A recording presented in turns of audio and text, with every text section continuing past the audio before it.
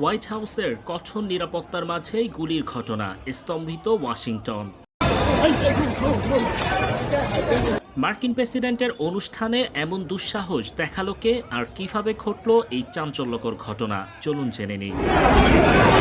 Washington ডিসিতে white হাউসের সংবাদদাতাদের বার্ষিক নৈশভোজে গুলির ঘটনায় একজনকে আটক করা হয়েছে।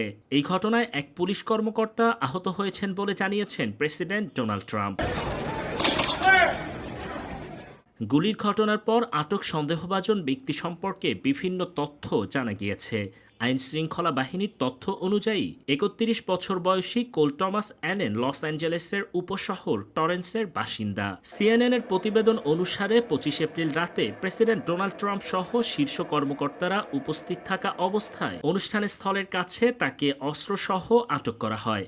অ্যালেন একটি কোচিং ও টেস্ট প্রিপারেশন প্রতিষ্ঠান C2 এডুকেশনে খণ্ডকালীন শিক্ষক হিসেবে কর্মরত ছিলেন। ২০২৪ সালের ডিসেম্বরে প্রতিষ্ঠানটি তাকে টিচার অব দি মান্থ হিসেবেও স্বীকৃতি দেয়। শিক্ষাগত যোগ্যতার দিক থেকে অ্যালেন ২০১৭ সালে ক্যালিফোর্নিয়া ইনস্টিটিউট অব টেকনোলজি থেকে মেকানিক্যাল ইঞ্জিনিয়ারিংয়ে স্নাতক সম্পন্ন করেন।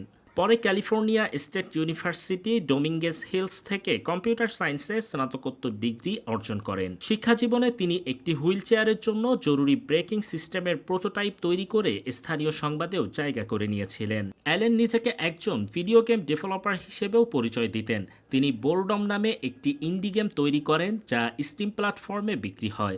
এছাড়া ফার্স্ট ল নামে আরেকটি গেম ডেভেলপমেন্টের কাজও চলছিল বলে জানা যায়। ফেডারেল ইলেকশন কমিশনের তথ্য অনুযায়ী ২০২৪ সালে তিনি মার্কিন রাজনীতিবিদ কামালা হ্যারিসের নির্বাচনী প্রচারণায় $২৫ অনুদান দেন। ঘটনার তদন্ত এখনও চলছে বলে জানিয়েছে সংশ্লিষ্ট কর্তৃপক্ষ।